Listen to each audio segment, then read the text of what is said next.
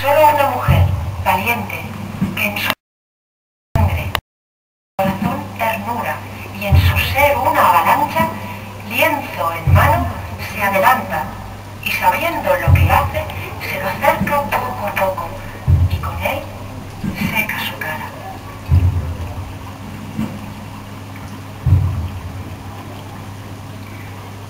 Sus ojos, al enfrentarse, dan y reciben promesa.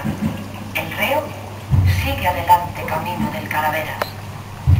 Su faz allí impresa queda, con sus lágrimas de sangre, su tristeza y una dulzura serena que es perdón a esa condena. Te adoramos, Cristo, y te bendecimos, porque con tu santa cruz redimiste al mundo.